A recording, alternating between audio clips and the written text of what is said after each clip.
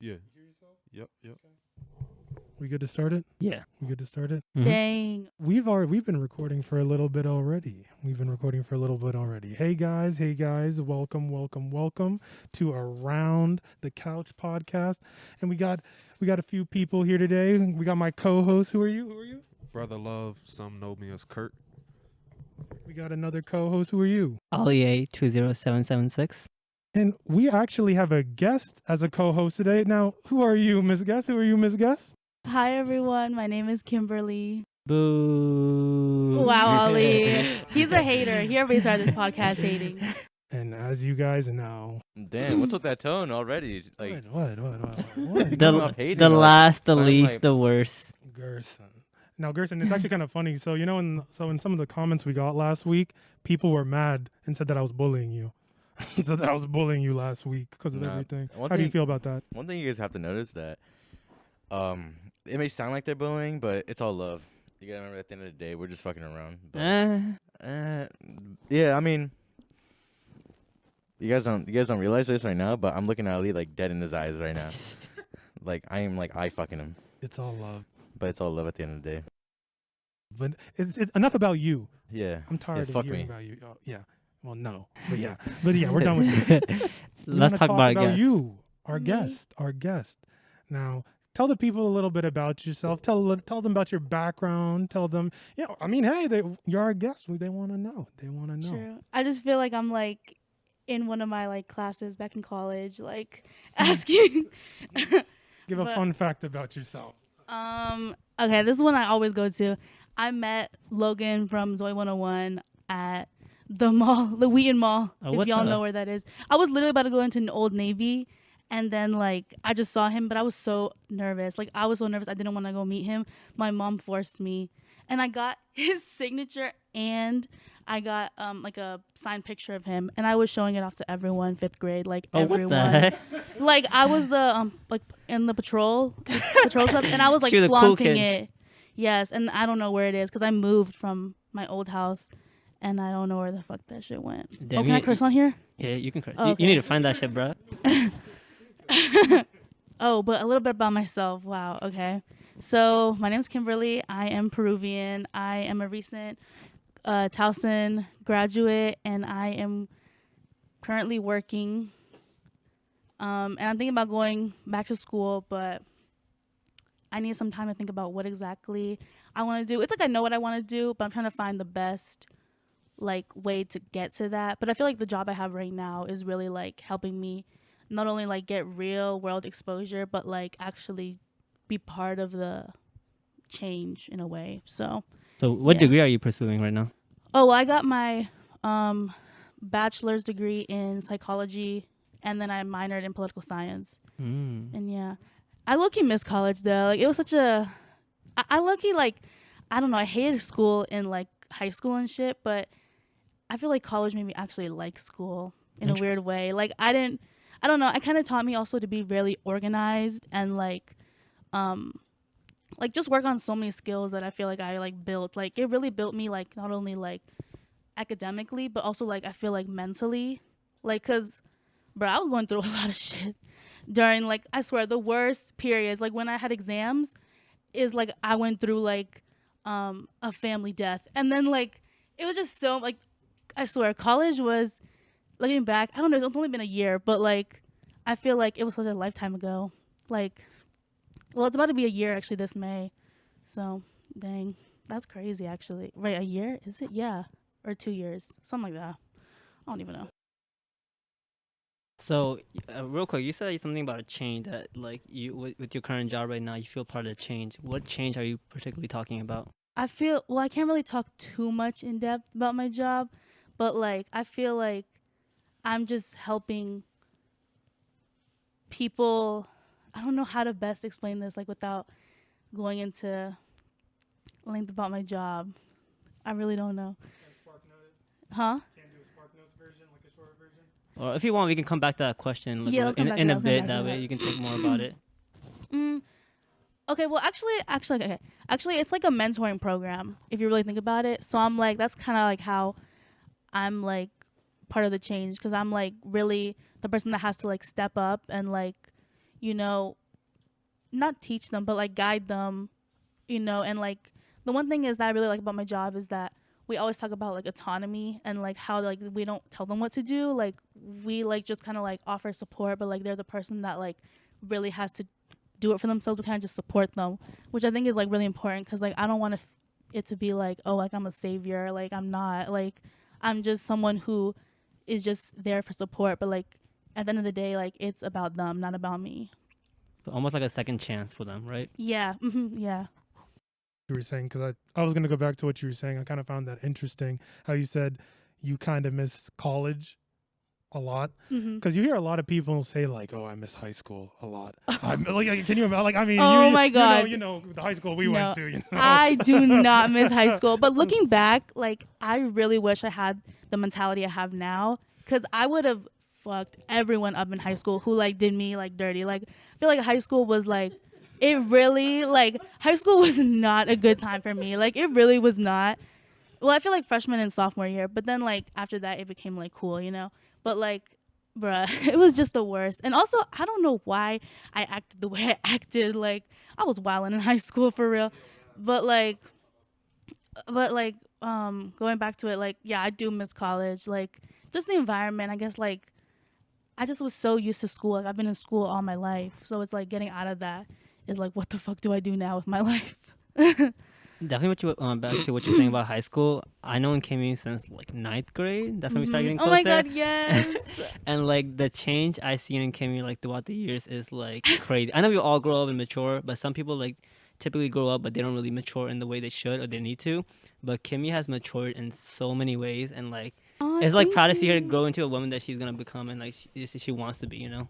Thank you. Yeah, I feel the same. Honestly, like I've never had such a self-love for myself as I do now. Like in high school, I was kind of like had low self-esteem, like, you know, just very also naive and like just I don't know all of that. But like now it's like I'm trying to like also be more assertive. Like that's one of my resolutions, to be honest. Like to like stand my ground, because like I feel like also I'm very nice. Like I very forgiving. But like, you know, it has to be a balance. Like you can't just take advantage of people. Yeah, I think this is what I feel. I feel like you like understand yourself now more, and like you really coming into like who you are.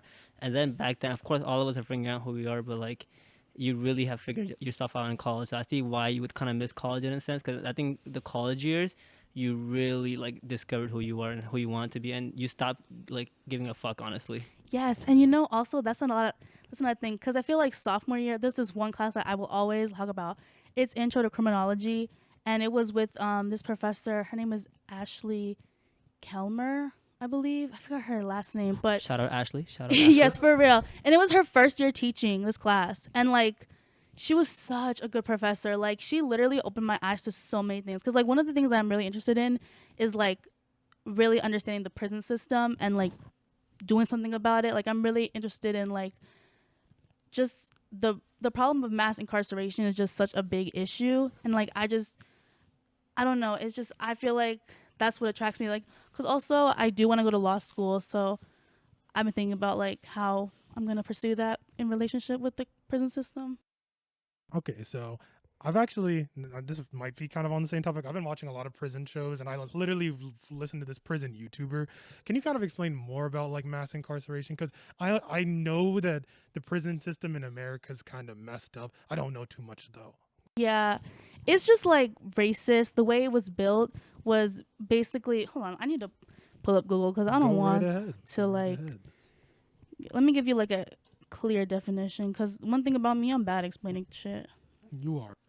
Dang, I wish we had like a visual so I could show you this picture, but let me see. Our editing team will be looking to that. I need to hire Well- someone like. Well, basically, like mass incarceration, in my own words, is just like the fact that we have a lot of people in prison for like petty shit. Like, I mean, even, let me start over. So, mass incarceration is just like the. And while you like do the definition, one thing I will say about like the judicial system here is like some things I don't like sometimes. Like based on the judge's mood that day, you can really get a high like year in jail. Like sorry, that's not the right word, but like you can be sentenced in jail for a lot longer, or a short period. And it's like, I don't know, sometimes it seems just so BS, like just based on the mood of the judge, like the punishment can be so strict. And like, I don't know, I don't like that sometimes. Okay, so this is the best way to explain it.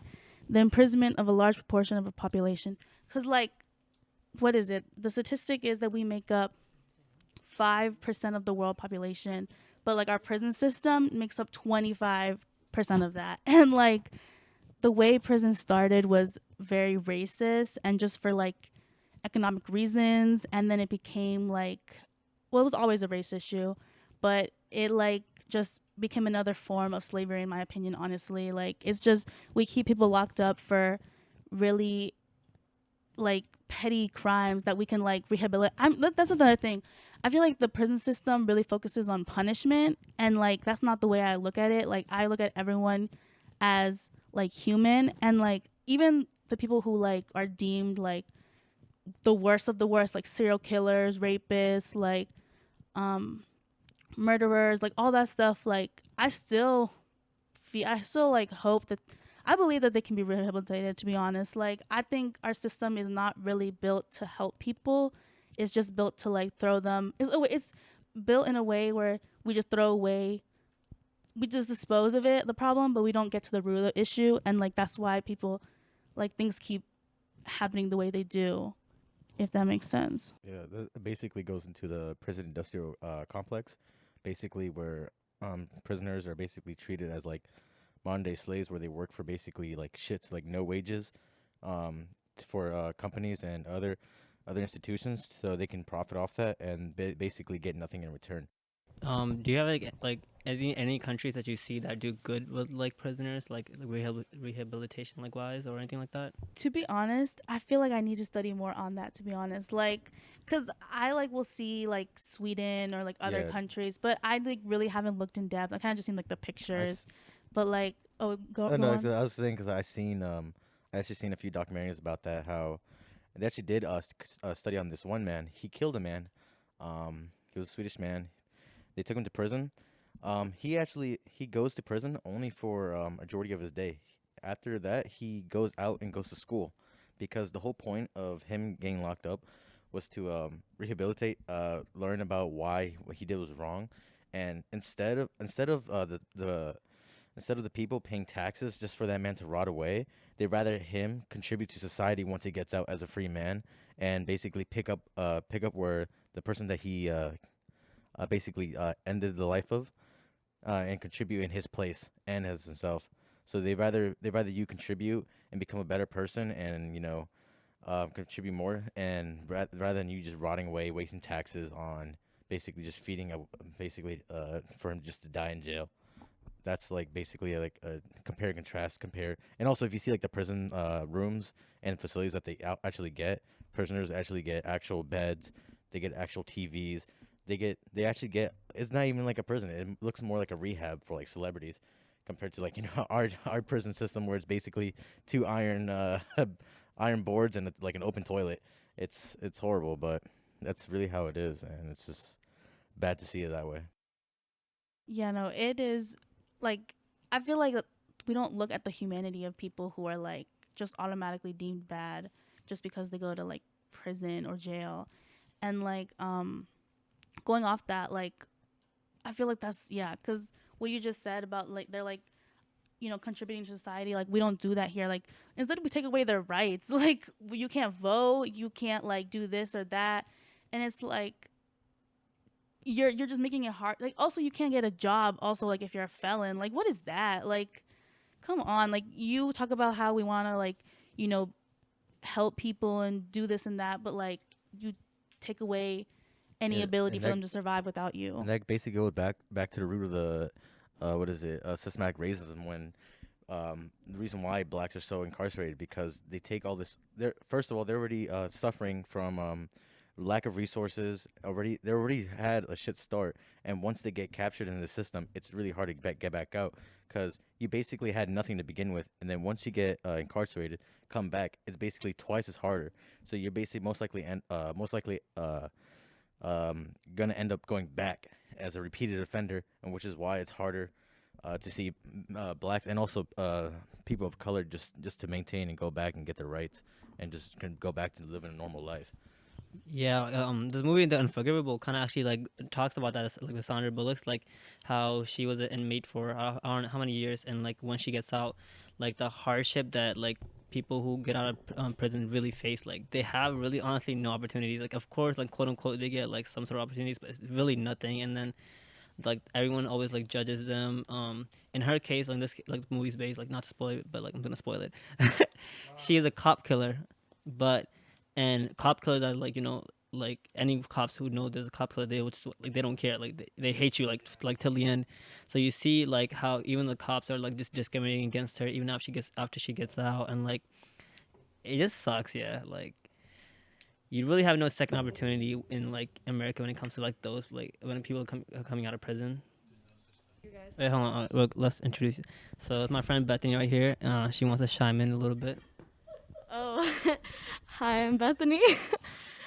So I don't know if you guys have ever heard about the Netflix documentary about racial incarceration and why so many black people are incarcerated, and it's because of the 13th Amendment. It's called the 13th on Netflix, and basically what the 13th Amendment is, you can Google it if you want to make sure I'm correct, but I think it talks about how slavery is abolished, right? Unless, or like any acts of like slavery and things like that is abolished unless it's like under a crime. So unless you're incarcerated, it's okay to quote unquote be a slave. And so that's why a lot of like back then in the olden days, I guess, I don't know much about my history, but back then that's why like I guess white people would find these like petty crimes against black people for whatever reason and incarcerate them. And that's why it just started piling up. So yeah, that's all I had. That is okay. So no, so I did do what you said. I searched it up on Google, and this is kind of terrifying. It says neither slavery nor involuntary servitude, except as a punishment for crime, whereof the party shall have been duly convicted. So basically, yeah, if you go to prison, you can be treated as a slave. That's Oh, sorry. That's why people like they just started since they couldn't own slaves anymore, they started using that 13th Amendment for black people. And that's why the rates started growing, you know. that's really terrifying. And it's called what is it called on Netflix again? The 13th on I have to watch that now. That's something I didn't know. Oh, and it was revised in 1992. All right.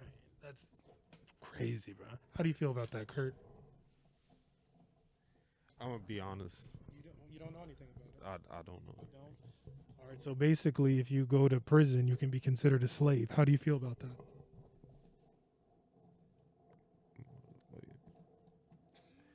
I don't know. Like my mind is like, I don't know. I understand it's a hard subject. It's a hard subject. I know. Yeah. It's unethical. Mm-hmm. It should not be done. Like, we should not own people. We really. People are not property. And it's kind of crazy to think that there's still countries that really just allow that still, people to be owned as property. China. We can't talk about that country, Gerson. They might get mad. No. There was something that Kurt sent me on TikTok a while back, and like, about like slavery, and like when it comes to like, and that there was like some white like quote unquote masters who would like cannibalize like black people. They would like eat them, and Kurt can talk more about it. He sent me the videos. Yeah, so multiple things. Some things y'all knew about, some things y'all didn't. So, if you didn't know, the term motherfucker came from back in the slavery times. They would put bags over the heads of the sons and heads over the mothers because they needed to reproduce to make more slaves so they can do like land work and stuff, pick cotton and everything. So they'll put bags over the son's head and the mother's head and have them have sex with each other, and they wouldn't know that. And they would also feed babies to alligators as bait, live babies. They will also rape the men. Some people think that just women got raped in that time. They will also rape the men in front of, just to demoralize them in front of everybody.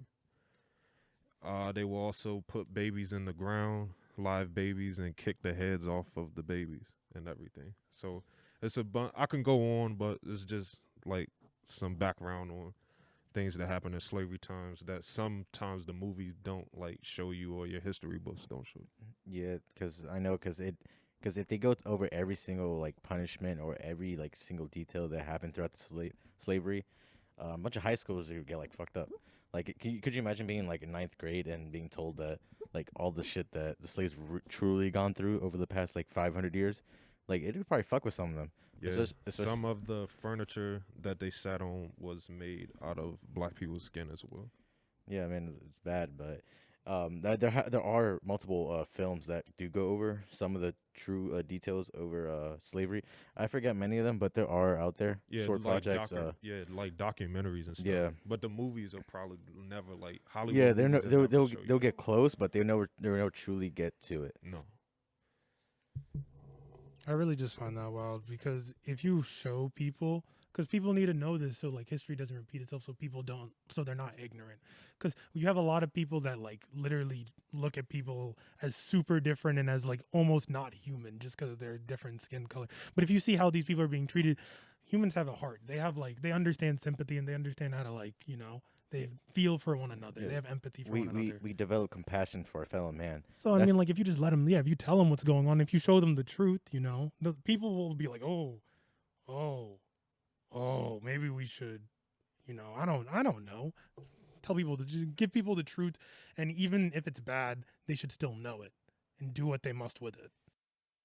Yeah, because like knowledge is definitely power. Like, and of course, like you can teach it in a way that I know those topics are really hard to teach, but like you can definitely find ways. If you just continue to ignore how to like teach them, then it's not benefiting anybody. It's not benefiting the future generation, and it's not benefiting, like, we're not escaping our past. Our past is still with us. Like, it's better to teach us and like find different ways to like talk about it and like, you know, integrate that future generations with that stuff.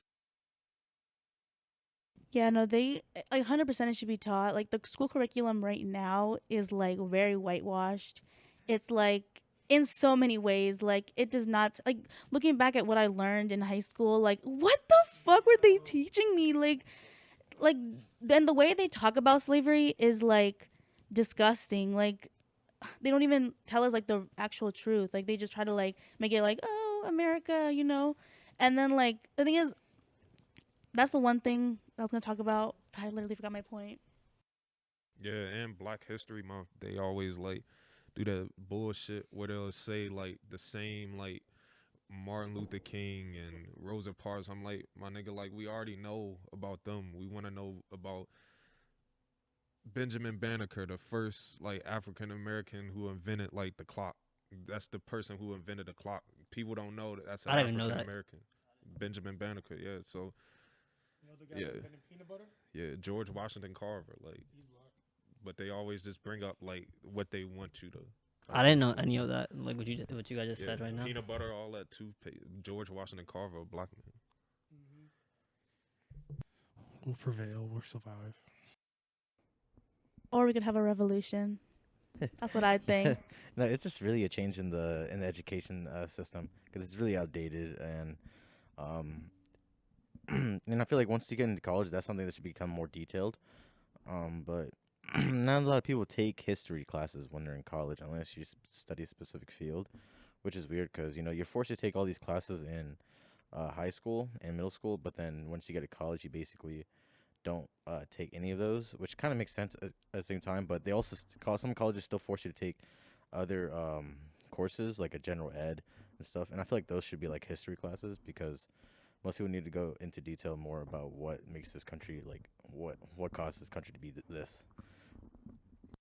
Yeah, and us being such a diverse country, I think we really do need to go in depth about each different cultures and different like people that live here. You know, like the Irish, that like a lot of Irish people, the Japanese people, and back then, and like Hispanics and everything. I think we need to go more in detail, right? Because I think we give these months just to like please people, but I don't think we ever like do. I think we just give it just to like please people, but nothing more than that. I feel like the education like needs to be more pushed about that stuff. And nigga, we just get 28 days. Nigga. I don't want a month with 31 months. Nigga. 31 days. Nigga. Wasn't there that one quote? Was like they rather.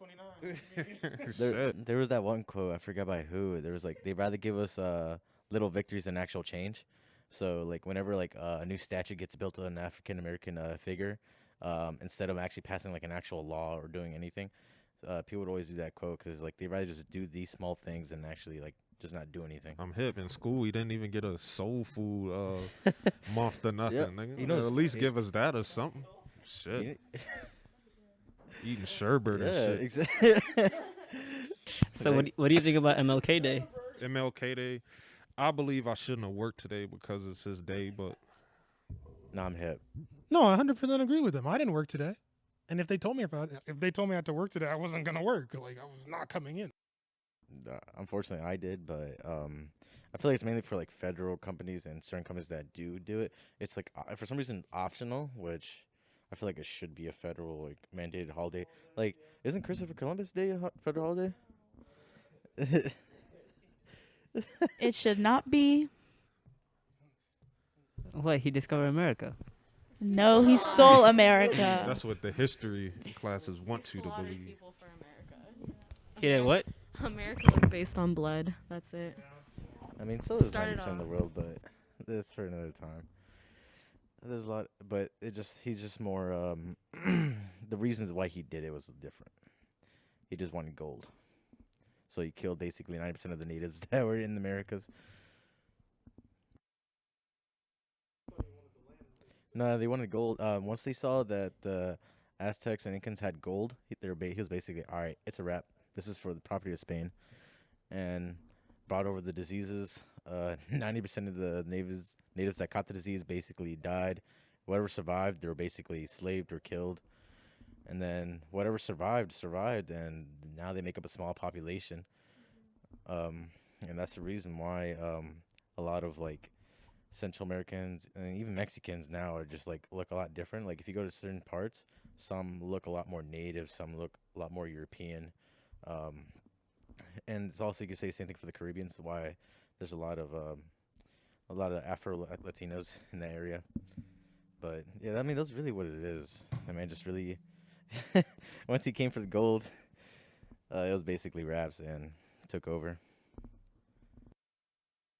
Can you guys imagine a world if he didn't like? Okay, I know. Like, okay, I'm gonna use this word, but don't take me specifically seriously. But like, if he didn't discover America, like how things would be so different. Probably 90% of the Latinos probably wouldn't be here. It'd probably be still maybe some of the natives, like some of the ancient tribes, and the Americas would have been discovered just a lot later on due to advancement of technology and mapping. But the Spanish probably. This side of the continent just wouldn't be speaking Spanish, probably. It'd probably be, I'm being honest, it'd probably been English, because the British probably would have found us. And what is it? I mean, that's, like I said, that's most likely would have been, Brazil wouldn't be anything. They wouldn't be speaking Portuguese. Mexico probably be entire northern North America instead of just that one part. Native Americans might still be alive. That's a really good question, though, because originally he was supposed to go to India. Yeah, because that's why he called it the West Indies, because he thought it was India. So when he landed there, he called it the West Indies. That's what they call. I think he called them Indian Americans. So like that's that's so, yeah. I guess so. Like, I guess my kind of question was like, so since like he discovered all these things like happened, so it's like, do you think it was a good thing or a bad thing? Then at the end of the day, You understand, throughout history, many things have been done through basically taking over other people's land, taking what they have and combining it with their own. Obviously, there's been some instances where it's just like it's like a natural discovery. Some guy basically working by himself, like the Isaac Newton shit, where like, a fucking apple falls. Like, what kind of nerd shit is that? An apple falls on your head. wait, can you expand on that? 'Cause I don't quite remember that. He basically discovered. Oh. Basically, he was sitting one day under an apple tree, an apple fell on his head, and he basically got the idea of gravity and basically invented calculus. Oh, I thought we can all just fly. Oh, No. oh shit. No, he Shit, I basically- never knew. He invented calculus just off that. I don't know how you do that shit, but he did that. But other discoveries been basically watching basically just European tribes or stronger tribes taking over the weaker ones and taking what their resources they had and building off that. I mean, that's just how human Yeah, I think nature that's is. all civilization. So like, I think like honestly like, I think sometimes for the good to like happen, we do need the bad in a sense, and that sounds horrible to say, but like you need a balance of both. Honestly, you can't have the good without the bad. Yeah, like the world There's isn't nothing that what can happen without like most of your experiences that you've grown is from trauma and different things that you like experience, right? You become a stronger person based off the hardships you face, right? Like Yeah, I get everything you're saying. Like, if you didn't go, everything can't be perfect. The world can't be perfect. If it was perfect, it'll be no like reason for us to be. I feel like whatever you believe, if you believe in God, some people don't. I personally do. I feel like He put us here to just like test us and see how we gonna prevail during like bad times and how we gonna do in our like good times. And then our bad times that I ever had, it just made me personally a better person. Sometimes bad times like or trials and tribulations like I feel like worsen some people, and sometimes people like become a better like person from 'em. Kimmy, I saw you make a face. Do you wanna comment on anything Ali said? yeah, Kimberly, you guys anything to say? Kimberly. Nah, I'm just not very religious, so I just don't. Yeah, but Yeah. you gotta remember, Mhm. 90%, especially the past 2,000 years or past 3,000, our human history has been heavily rolled around religion. Especially if you look at the world maps on who owned what land, big portion was the Romans, big portion was the Ottoman Empire, some Mongolians, and then throughout it's always been scattered. It's all in pursuit of nationality or like national pride, but mainly through religion. They push religion. That's the reason why certain, like if you look at Africa for some Africa, they have a lot of Christians. Same thing with South Korea. South Korea, one of the highest densities of Christians in the planet. How? Like Korea had nothing to do with anything um, until the Americans came over and basically pushed that religion on them. I thought it was the Dutch. Oh, was it the Dutch? Remember the Dutch went to yeah, Japan and yeah. So the yeah. Dutch were the only people that could communicate with the East. Yeah. But Japan actually stayed strong and like didn't like cave into them. They still practice their own religion. That's because they're imperialism. They were like, oh, we don't like any other country. Bye bye. No, bye. Get out. They stay true to their roots. Ollie, what you got? Bill, you remember that movie that we watched at AMC about that when the Christians went to Japan to introduce the Christianity, and luckily you had told me multiple times to not look at the screen because like the thing is happening. We actually watched a lot of Christian movies during that I time. don't remember the name of that movie, but I remember how bad it was. You know, it's on Netflix. No, It was a bad no, it was on Hulu. I was telling her about it actually. That movie was interesting, but no, basically the movie was the movie basically described a Christian missionary going to Japan, and he was just trying to introduce religion, trying to spread it, but the Japanese people were very, very, very, very against it. So so he was not having a good time when he was there, basically. But yeah, no, you're 100% right about religion. Yeah, like 90% reason why countries have religion today was not through like Mormonism, where you just go knock on people's doors and introduce. It was basically done through pillaging and taking.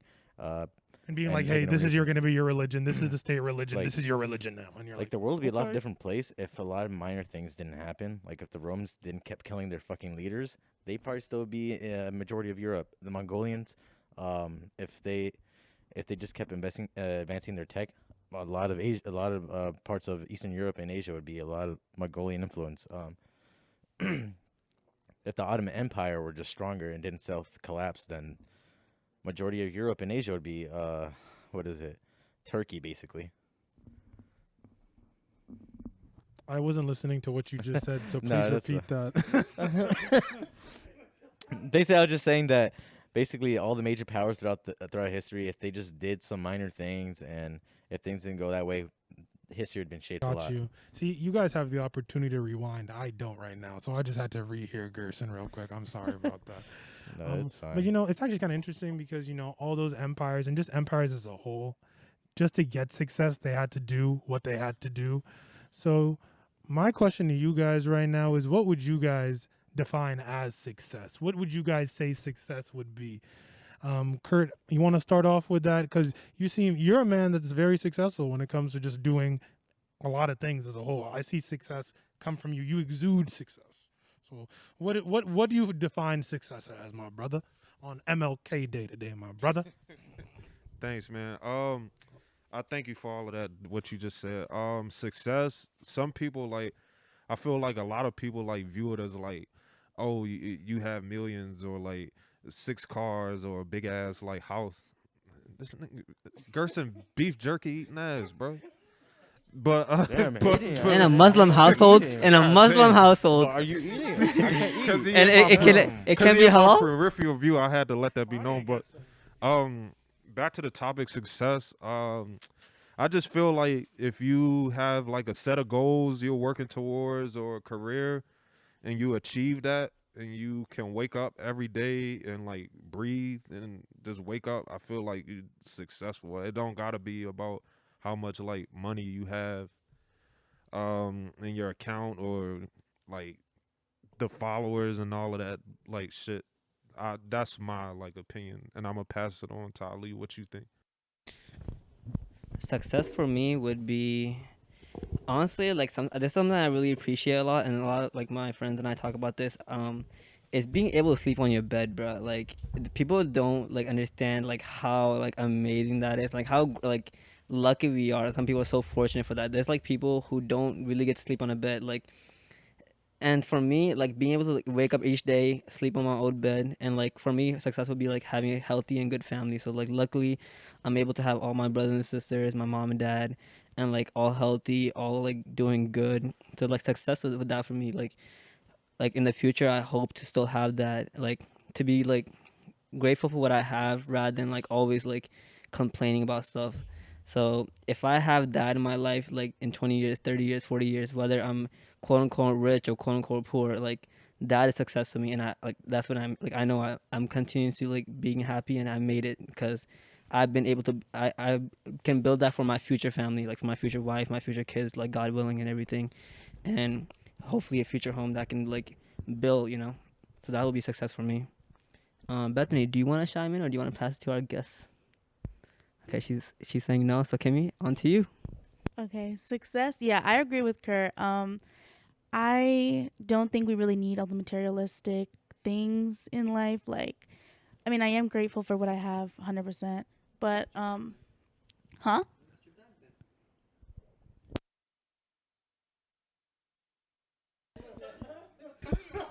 Okay, my bad. Okay, I don't know what Ollie was saying. Sorry, I was just trolling Kimmy. I was saying she's not materialistic. Let me get her bag. Let me get her water bottle. Let me get her I'm car and dead. everything. I mean, honestly, For real? What? the thing is, we really don't need it for real. Like, we don't need any of this I stuff, need it. honestly.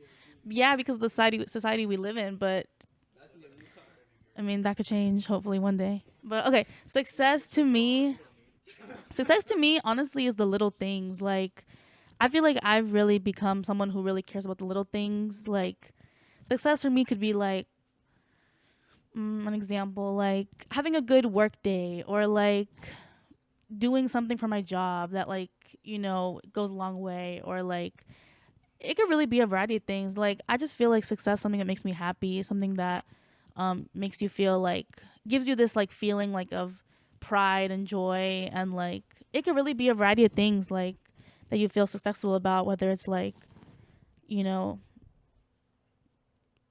could be anything. So Yeah, even though I was trolling Kimmy, I do agree with her everything she said. Yeah, yeah. I'm passing it on to Gerson now. Hold on, Gerson. Last week you said that you had no motivation to do anything. So this answer is going to be very interesting to me. Okay, I do have. Okay, if I didn't have motivation for anything, I mean, I kind of said it like vaguely, you know. Take a breather and just, No, process I everything. said that vaguely. Like, obviously, like, I'm a very lazy person naturally. I don't like doing things if I don't have to do it. But obviously, if I had to give a definition for success, it would be basically waking up, waking up. Damn, like you gotta understand, like Bethany, what what I'm did you looking say? at, right? We love a self-aware man, you know. Like, bro, like literally looking at me, all I see is, damn, bro, like they're falling off the couch, laughing at my fucking face right now. You know what? You guys are right. They are bullying me. I should stand up for myself. I I should mean, be you're Wait, going to Gerson. eat beef jerky. Answer the question, man. Yeah, nigga, you the one that say you don't have no. Is this on? You the one that say Is you this don't on? have no motivation for nothing, bro. Gerson, could you repeat everything you said? I'm not gonna lie, I didn't hear a single thing. No, he can't repeat all that now. You're No, going to no, have to no, rewind no. in the audio or something. Oh my god, you guys are horrible today. But basically, all I'm gonna say is my version. Why are you assuming his This for gender? last week episode when you cut off my talking time. Real quick, real quick, because of because of conversation. That's because of Gerson. Hey, Bill, I- when you edit this, keep all this Mountain Dew Spark with the blast of raspberry lemonade. Hey, Top 2. Wait, real quick, because of Gerson, 9.5 out of 10. our gender analytics Yo, is 75% males, 25% females, and no non-binary and It non-binary. got It's all because of 240 Gerson. 'Cause he's calories, being 24% total carbohydrates. Nah, I bet y'all $5 you can't spell carbohydrates without looking at the back of the bottle.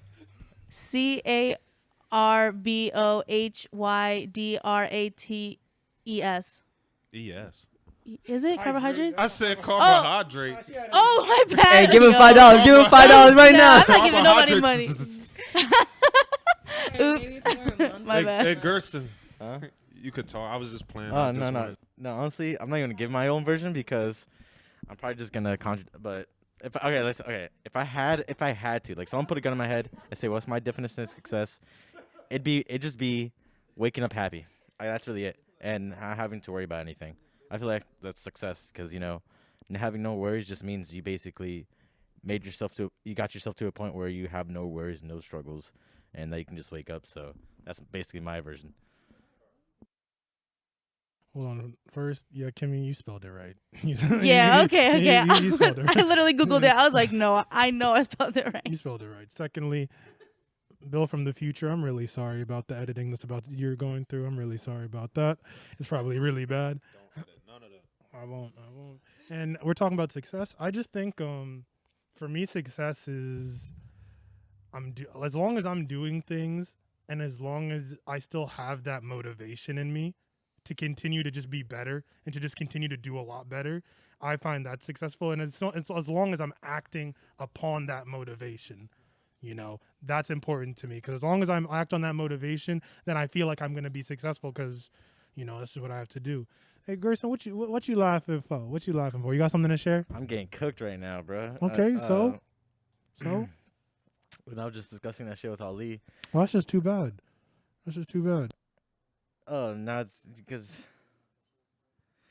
Nah, I was just getting cooked because, right now, if you guys don't know, at this moment in time, Cardinals are playing the Rams in the playoffs. And I'm not going to lie, we're getting skunked. And I was looking through my phone. I see like 40 messages unread.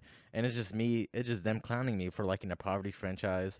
Well, And, I'm not going to lie, it kind of hurts right now. well, that's great. That's great and all. But, as Ali mentioned in that jibber jabber of a whatever I have to edit, we only have 70% male and like 20% females viewing this. So I want to talk about a topic, that's for everybody. I don't watch this show. I plan on watching this show. And, our guest watches this show. So, Kimmy, Euphoria, what's going on with that? What's going on? Okay, so this past episode, the one that just came out Wait, yesterday. what is Euphoria? What is Oh. Euphoria? Okay, so Euphoria the lead role is Zendaya, and so she plays like a drug addict. So basically, like, she's basically finding her way onto recovery, but the thing is, she doesn't really want to recover, but like it's best for her, for her to be sober. And so she has her love interest, which is I can't remember. Oh, Jules. Yeah, I'm really bad with names, y'all, so hopefully I can remember all of them. But yeah, so she's a love interest, but she has like her own like self journey as well. And so like last season it ended off with Jules leaving Zendaya at a train station, and so I don't know, like during the winter break, well, at least my winter break, like part 1 and part 2 of like Zendaya, like part 1 was Zendaya and then part 2 was Jules, and it was like basically kind of just like what happened after, and it kind of like was a little like prequel into like the new season. And so like this season, I mean, this season has been, it's only been 2 episodes for right now, but basically, the first season was wild, okay? Like, it was wild. Like, the ending scene, like, I completely forgot that, like, what's his name? Nate had done that to Fez. I think that's what his name is. I can't remember if that's his name. Who are they? Because I've never seen the show. Yeah, I know. Okay, so it's like a lot of, so it's Nate. So he's like the jock, I guess, like popular guy, and he's dating this girl named Maddie, who is this other, like, it's just takes place in a high school, so it's like Euphoria high school basically. So it's all high school students, and the main characters are the Zendaya, Jules, Maddie, Nate, Cassie, and then like Fez. I think that's his name is. Hold on. Fez, like the guy from like that 70s show. I don't know if that's his name. I feel like I'm getting his name wrong. I just searched it up what the storyline is about, and it basically just says a group of high school students through their experience of identity, trauma, drugs, friendship, love, and sex. It seems like a lot of things. So Yeah, it seems pretty interesting. I'm not gonna lie. It's a lot, but it's a really good show. And like this past episode, okay, so it's like there's just so much shit going on. Like, cause it's like it's written in a way where it's like kind of like storytelling as it goes as well. So like. Oh, okay. So yeah, like storytelling as well, but like it's just a lot of shit that happens. Like, but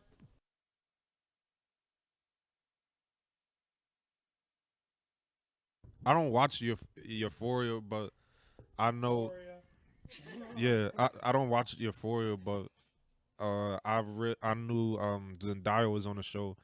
Zendaya was on the show. Zendaya, say her name right. Yeah, that's my cousin. If y'all didn't know, on a podcast on my mother's side. Wait, so give me real quick. So, why do you think the show's so popular with Gen Z right now? I think it talks about a lot of like relatable issues, whether it's like something that you've gone through personally or someone that you know. And I just feel like the way that it's produced, like watching it, because I don't know, I feel like the first season was so long ago. So like watching the new season, like the way it was portrayed, like the first episode, like with the character that like this at the ending scene, like this, the first episode, like there was this one scene that everyone was talking about on Twitter, where basically Fez like punched Nate and like bashed his face on the floor with like glass. Like it was like but the thing is, like, there's a whole thing that comes behind that, and basically like why he did that. But like the build up to it, like how the first episode was, like it was talking about like who Fez was and like his own like upbringing and like who he was, and like it was just so detailed, so like well written that like you understood why he did what he did, like because he was like, he's not violent obviously, but it's like sometimes violent maybe is the only way to like set something straight. But does that like have to do with mental illness to a certain yes, extent? it also drugs? does. Okay. Yeah, because Zendaya, she plays a drug addict, so she's like, you know, everyone around her is like, you know, she need to get clean, and like basically right now like she's doing drugs like with this other character that they introduced, and like her girlfriend doesn't know, so it's like a whole thing. There's a lot that goes on the show, but it's like just really well like portrayed, like, and Zendaya does, like, she really plays the role like just so well, like, and so do the other characters. Like it's just really well written and based like, on just the described. 3 things you said right there, like you said something about her like drug issues, like her mental illness, and like same-sex like what's it called, relationships. I can see why Gen Z would particularly like this show and why it's so popular right now. I haven't seen it at all, but like that's all I hear about this show is like it's like an amazing show and everything, and mainly about Zendaya, but like yeah, the whole show. I recommend it. I think I'm gonna take a peep at it. And Ollie, I know first episode you said, "Oh, I don't take a peep at shows unless they're good." You know, I don't take a peep, but I'm gonna take a peep at the Euphoria. I'm gonna watch the show. No, you're I've not. been Shut hearing up. about You're a the show a liar. lot, and like You're a liar. it kind of reminds me of 13 Reasons Why to a certain extent. I don't know why. And What? like, and Say that again. The 13 Reasons Why. Like, kind of reminds me of that because of the mental illness and everything. So it's like, I don't know. It kind of reminds me of that, and I like that show. And like, I might watch it. 13 Reasons Why, looking back, I watched that show too. Looking back, it was just kind of cringy. But like this one is 100%. not. No, she's It was right. our teenage 100%. years. But- I think that's why we enjoyed it. So What? You enjoyed it? I was First season, tired of yeah. Hannah Baker appeared at the 4th season. Why was she in the 4th season? Oh, I She didn't was- know. I saw you just spoiled it for me. I'm on the 3rd season. But you really think she was there? You really think she was like there? You're Why like, are there even 4 like- seasons? What is there to talk about? I know in the second season, like either the rapist dies or he gets killed in the third season. In one of those seasons, the rapist gets killed.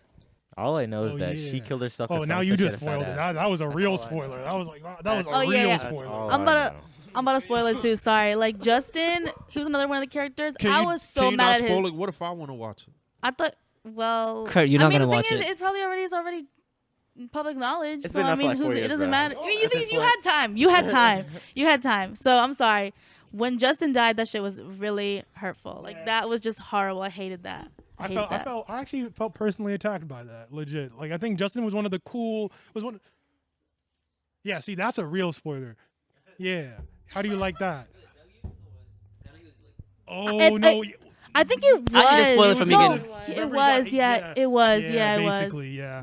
Who was his girlfriend? That, like on and off girlfriend that kept bringing him? Light skinned girl. I forgot her name. No, Oh you my don't god. even And she know. like the Why am I looking at Kurt? I know like they had like a rough relationship, but was she kind of like a cause or like catalyst of like him like dying or no? I don't remember, to be honest. I Hey, don't hey. think so.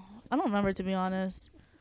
I feel like that show was so long ago. I remember everyone was so hyped about it, and now everyone's moved on to a different show. Yeah, nah, it was. I mean, yeah, different. because after the first season, it's like the main character's dead. Like, what else are you gonna show? First season was good. Like I mean, yeah, it was good. It was good, But then yeah. after that, like, what do you get? It's like They should have just ended in forgettable. first season. It's like Honestly. forget about Clay it. was mentally insane, and Clay was smiling and shit. Is my I boy was- I Clay was good? done with that. Huh? Is Clay good or no? I wish he wasn't. I think he is, but his character annoyed me too. Yes. I was just like, Oh, since season 2, he was pretty bad, honestly. Yeah. Season 2, 3, 4. It's just like he was just so like secretive, and it's like, I mean, understand, but it just, like everyone already knew. Like you could have gotten the help,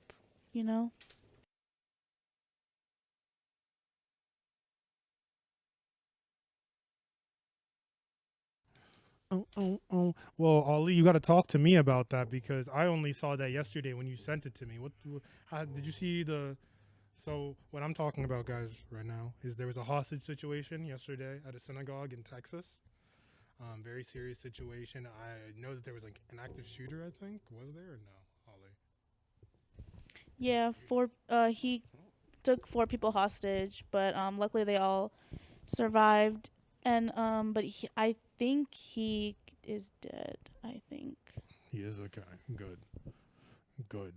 But not like in like a happy. Wait, who we're did? safe, you know? Who did? Why'd you say it like that? Who did? The guy who infiltrated the synagogue yesterday. Oh, okay. I thought you were talking about like the hospital. Infiltrated. What you talking about? Why'd I say it like that? Are you Infiltrated. good, or are you looking at the news article right now? I'm just looking at the news article and like just like the different things that have been coming out after like since people have been released now. This is a Joker. Yeah. So the thing is, like, the hostages were taken by forgot his name. Apparently, he was holding the hostages. So the federal government can. Basically, the hostages were being held by a man demanding the release of a federal prisoner being held in North Texas who was convicted in 2012. So, I think he was trying to like get someone released from the federal prison, and it was terrorism like related and everything. So he was trying to get somebody out of prison by taking people hostage.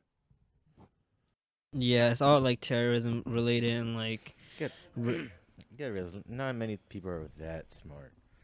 That's the thing you gotta realize. If he's mentally ill enough to like take hostages, then I think he's mental enough to not like recognize that's not gonna work in any of those. Like, How did he even get to that stage? Like, I guess you have to ask that question with every one of these situations that occurs. How do we let it get to that stage? The government is tracking IP addresses. They're tracking like certain things that are being searched, but how do we just let it get to that stage every time? I just don't get that. With active shooter situations, with active situations that are constantly happening, and they were happening, I remember in the middle of COVID, monthly. And I remember there was even a calendar that would say like, oh, it's been this many days since the last active shooter. And it would like, I think the longest it went was 32. And there was another active shooter. So what do we have to do to prevent this from like starting ever? I don't know. That's wild. I mean, it all depends on where this is happening, because I know there's a higher density of shooting in certain areas, but one thing I do notice is that it's less prevalent in places that do have like loose gun laws. I know the stricter the gun laws, the more like violent crimes happen, but that's just another thing that I'm not 100% sure about. But I think that's one thing I do know about.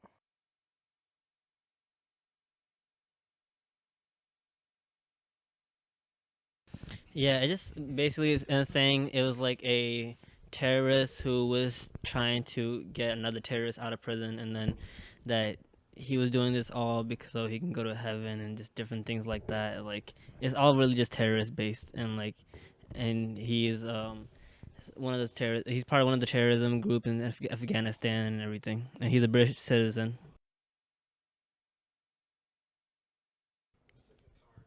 Yeah, the thing is, I don't know much, but I've been like reading, like, about it, and there's a lot of things to unpack. But I feel like it's a bigger situation than um the news is reporting. Um, and the thing is, like, I don't want to give my full opinion right now because I'm not as aware about it. But I just think it's something to probably like educate yourself more about because it just might be bigger than what the news is reporting. Yeah, because like each of the article I'm reading now, there's like more and more news coming out, and there's like different things, and each article has something different. I'm just like kind of getting confused a little bit now, but it's pretty wild from what it seems like, honestly. And even though it has been resolved, it seems pretty wild. Yeah, because a lot of people were saying how it was like an attack on the Jewish community, but I'm not entirely sure. I mean, the FBI said it wasn't. That it's not. It's related to something, but not something against the Jewish community. Because I know there was a lot of report on that, but again, I'm not as aware about it as I should be to speak on it. Yeah, like thank God at least like the hostages are safe, and that's the main thing at least. So thank God for all the prayers that have been answered, and all the hostages are good, and of course they'll be scarred and like traumatized, but at least they're safe now, and that's the main thing. Yes, sir. Yes, sir. And, speaking of being scarred, I just want to talk about Drake scarring these girls, Why is Drake scarring these girls? Oh, you're talking about the hot sauce. I'm talking about the hot sauce. I'm You're talking talking about the about hot sauce, So I only saw a little bit of this on YouTube. This has been apparently trending on the social medias. But, Drake, after he's done with his little, action, he's done having fun, having a fun Friday night. He'll put a hot sauce in his balloon, and to ensure, after he, lets his load off, he puts hot sauce there so no one can use it to make a baby. So basically, he doesn't want another Adonis. So he basically he poisons the baby batter, and apparently the woman that he was doing the deed with tried to untie it and put it inside her. But when she did, she felt a burning sensation, and apparently she realized it was hot sauce, and she's trying to sue him for that, which makes no sense because first of all, like this man deliberately tried to throw it away so you wouldn't try to finesse him into like a child support. I don't know. It's just a dumb situation. You got to realize, like she told this story expecting sympathy. She's playing the victim, but yet again, when you realize the story, you're a dumbass. Like, why would you do this? Like, you got to understand who Drake is. Like, that man has a lot on the line when it comes to that. That's money that that basically could what is it?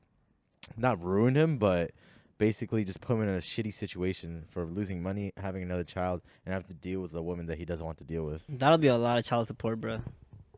And like all the on the court fees he has to pay and different things he has to go through now.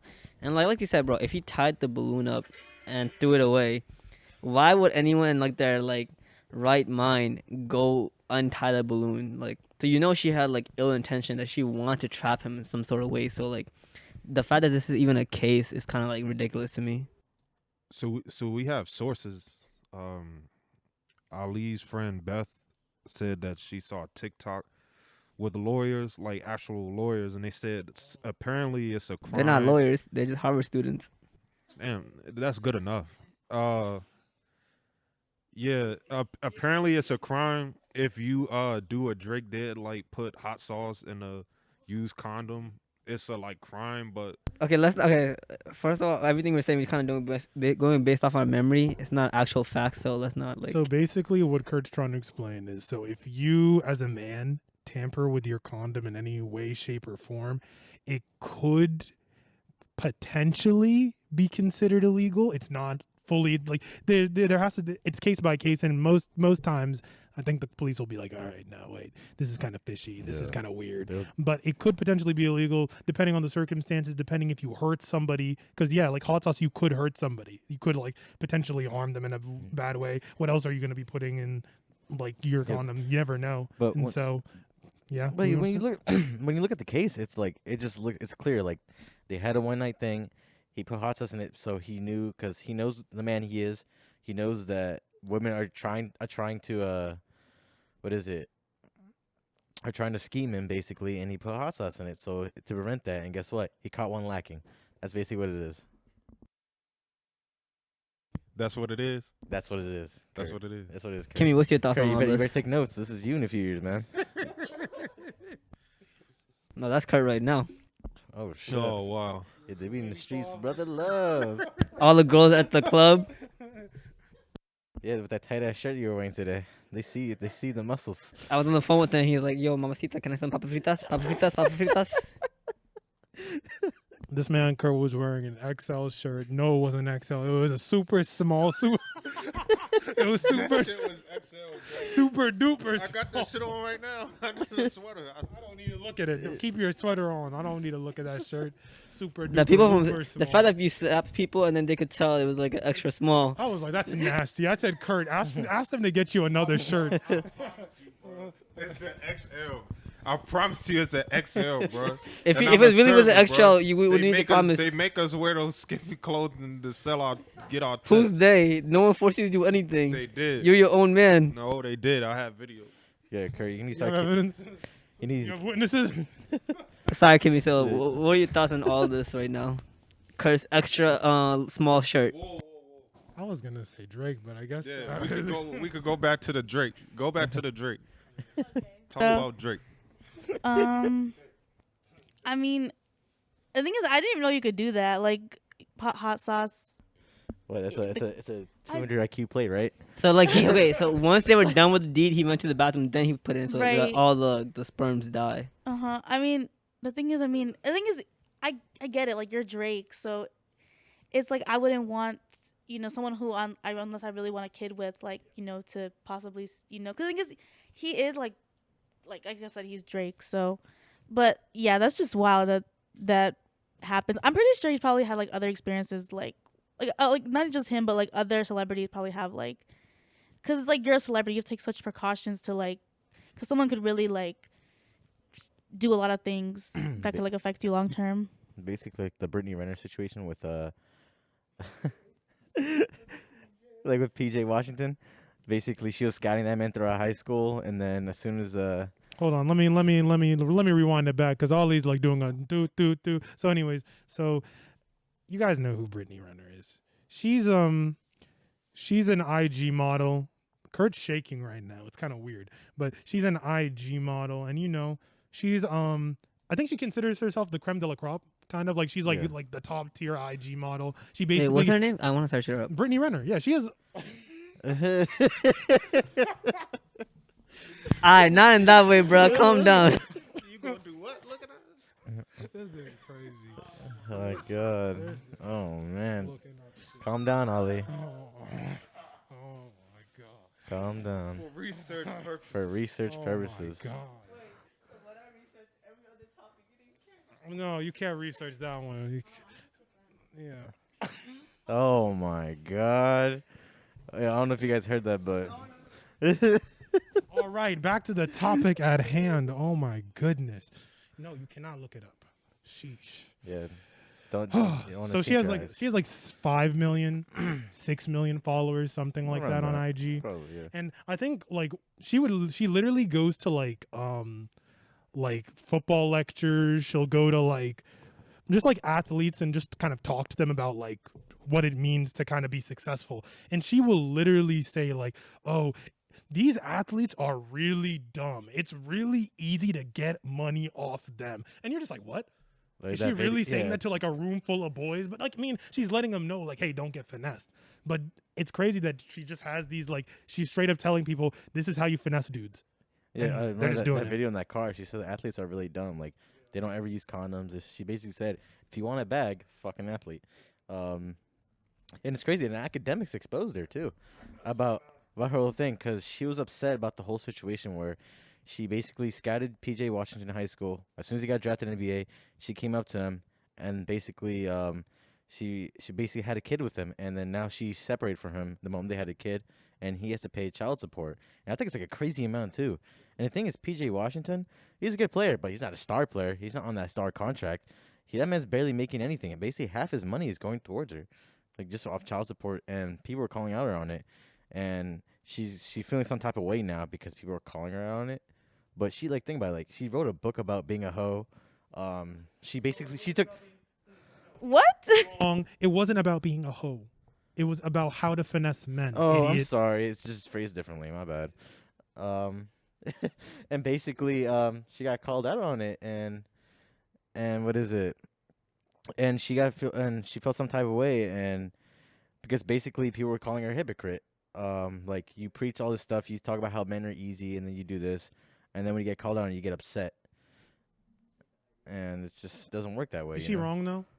You should She's- realize. I think people she's should not- just realize. She's not wrong, but yeah. at the same time, but she shouldn't be crying about it when she gets called out for it. No, you yeah, know, she shouldn't be. 100%. Like you preached this for like nearly a decade, and like I said, she wrote a whole book about it, and then you get upset. Yeah, that's her.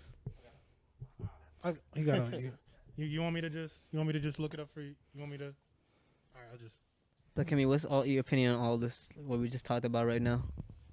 The thing is, I don't even know about the situation. Honestly, I don't. No, but like based on like what Gerson just said, everything right now. Like, what do you feel about that? Basically, they called her out on being like a predator. Because if you switch the roles, a woman in her basically late 30s, going to like high school basketball games, football games, scouting the young talent, and then as soon as they turn 18 and get into the league, she introduces herself and basically has a child with basically another child, right? And then gets called out for it being like being a predator and stuff. But imagine if the roles were reversed: a man pushing 30, going to like a 16-year-old volleyball game, and then she gets like on the Olympic team as soon as she's 18, and she has a kid with her. You know, it'd be like a very big backlash, and that's basically what they're calling her out on. Okay, yeah, then that's predatory as fuck. Yeah, no. But she gets upset about it when she gets called out. But Well, Kimmy, do you think there's a double standard when it comes to like that stuff? I can't say the word right now. predatory. Yeah, like when it comes to males and females, do you think there's a double standard to a certain extent? yeah, I definitely think so. The thing is, I've tried to look at it from like the other perspective as well, because like I am a woman, I'm not gonna understand like what men go through, but like I remember that I took this one class in college, and it talked about like one of the units we talked about was masculinity, and like how like a lot of the issues that affect men are like from a societal point, from like the culture they're engraved in, like built into, and like all that. And so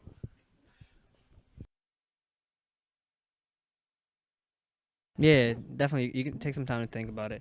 I do definitely feel like there's like a double standards, even amongst us guys. I think there's a standard double standard because like, if a younger guy's talking to an older girl, even if he's underage, you're like, oh, that's so cool, this and that. And then like, that's such a weird thing to like think about. Like that is a thing, you know. But like, it's definitely as soon as like a younger girl and an older guy, you know it's wrong. But like, in our minds, why is it more okay like when it's a younger guy and an older girl? Like I never understood that.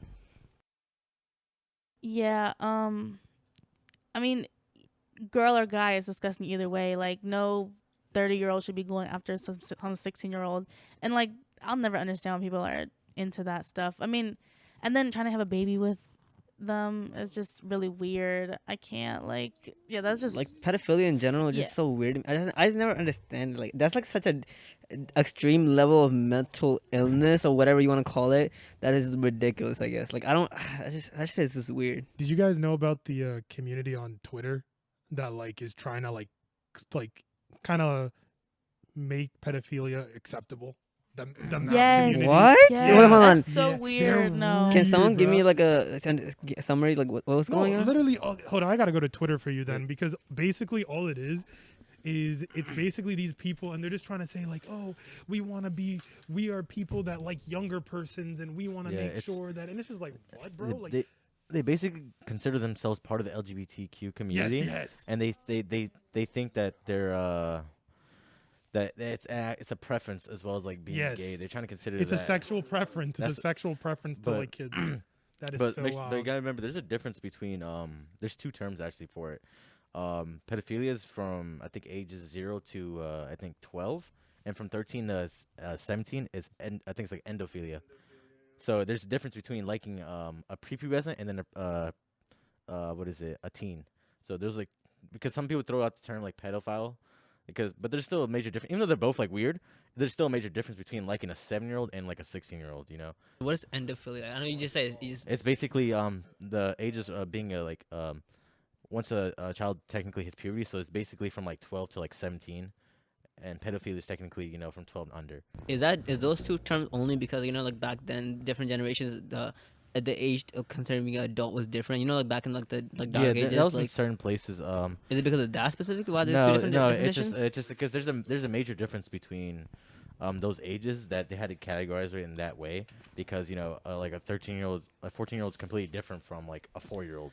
Yeah, And definitely. that's why they put it in those categories. But everyone still uses that pedo like word, because Mhm. it's still both disgusting, but there's still a vast difference between that. So someone who likes a 16-year-old is disgusting, like, or a 15-year-old is still disgusting, but they're not a pedophile, they're endophile or whatever.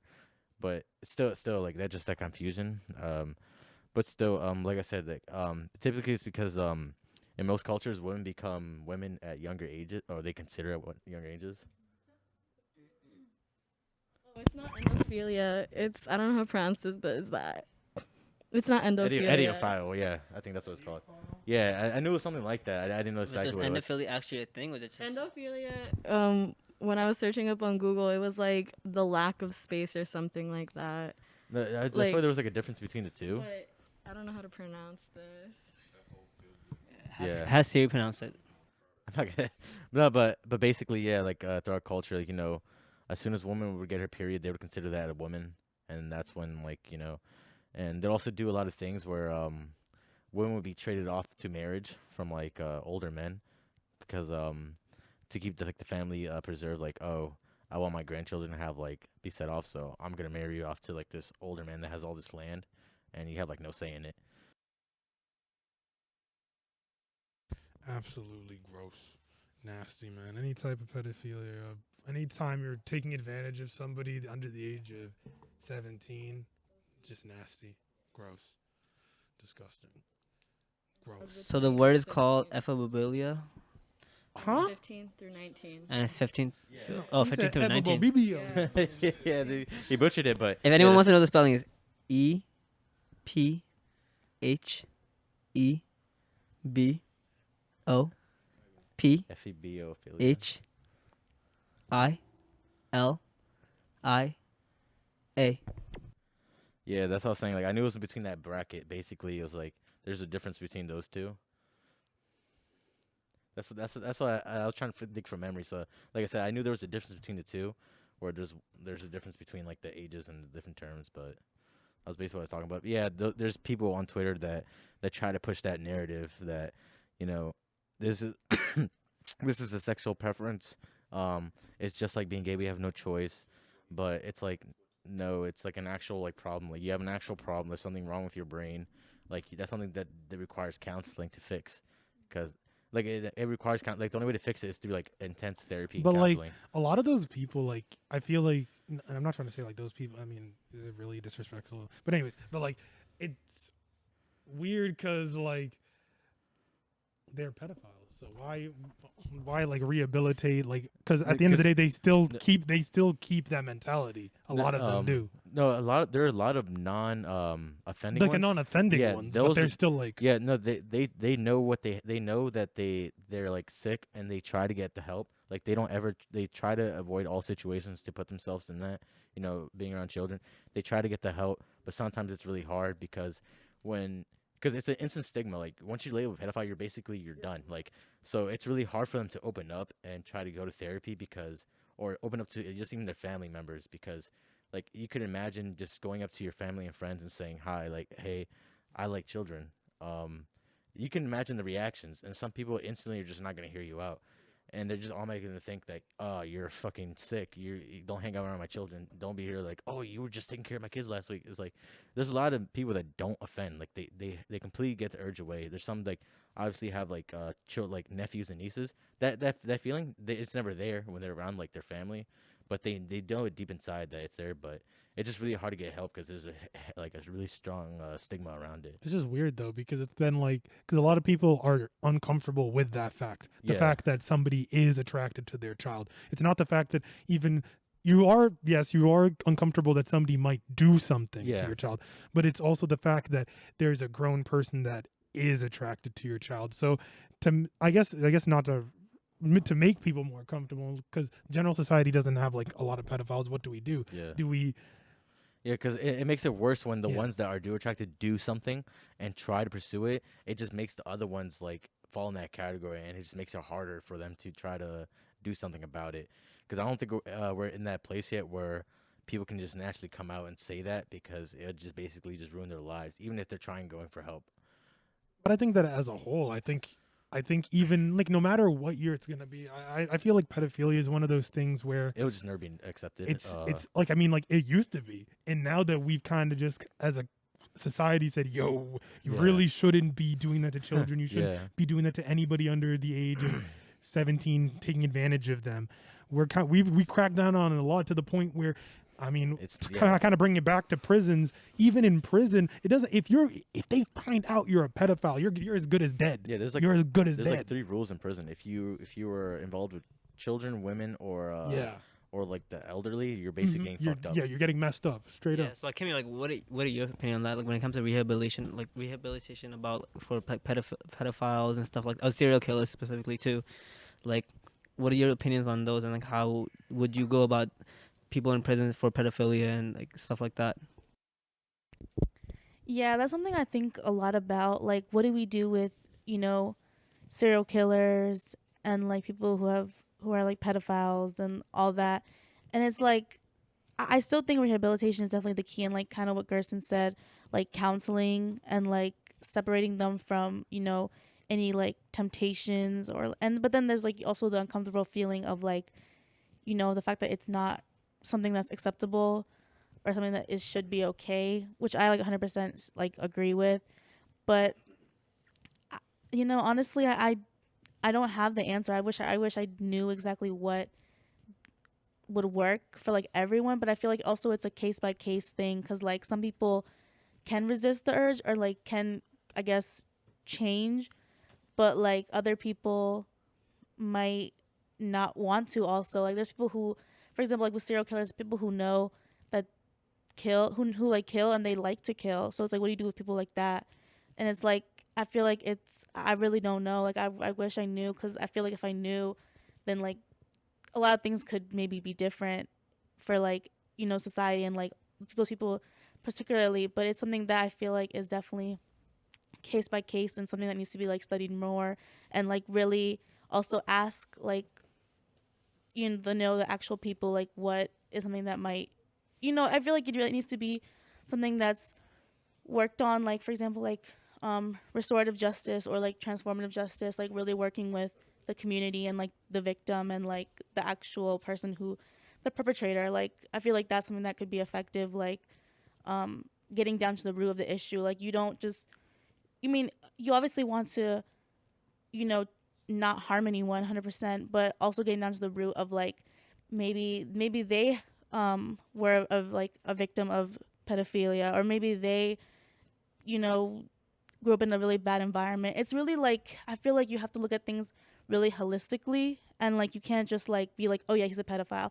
But it's, I mean, obviously, you know, you have to live with that fact, but like the thing is you have to look at things also from like a broader perspective, like really understanding maybe like the root of things and like why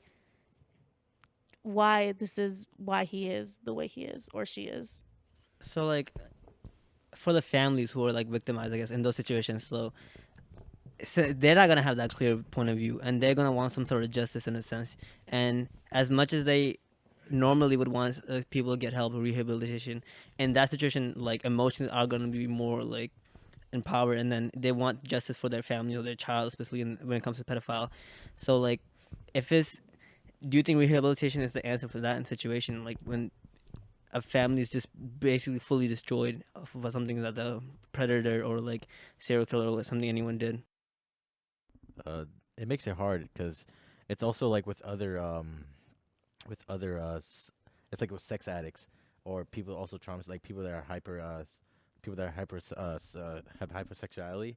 They there's a reason for that. People that become like people that become like prostitutes and stuff like that. It's really because they actually had past traumas, sexual experiences at a young age or early on in life that messed them up and basically gave them like a false sense of reality of what sex is about. Also, like I think something like Billie Eilish talked about. She opened about her early sex life and said that she used to watch a lot. She was a porn addict at a young age, and she uh, and she thought that porn was what sex was really like. So when she was with guys, she would just basically let them do whatever they wanted to her because she thought that was right.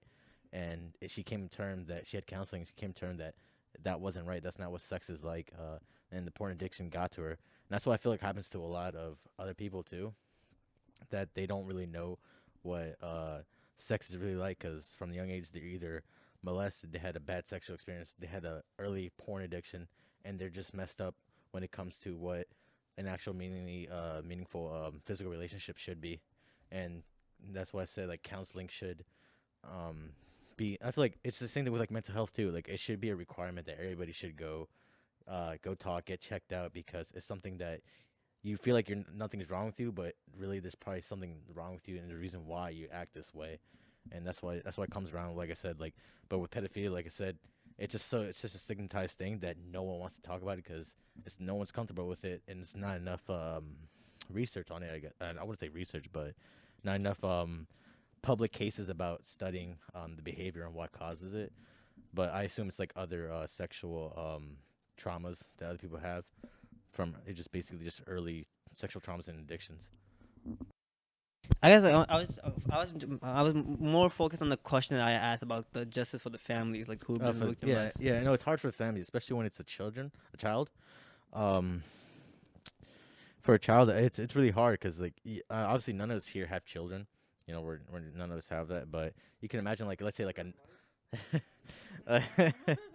but like To break the news, for like for like reference, just to say like a niece or nephew like that you like really care about, like a young niece or nephew that you really care about, and you can imagine that something happened to them. You know, they were in a situation where they were sexually abused, and then you have to go through that, and there's something that lasts for like months, like going through court cases and stuff. But you gotta remember, the guy, you only deal with the victim for like a few months, but that child has to deal with that person basically for like the rest of their lives because it's like a lifetime traumatic thing. That's something that they have to require counseling to get over, and the family has to put up with that. So it's not like just like it's basically like a big traumatic thing that they deal with it, like basically for that child's life, and they have to deal with it too.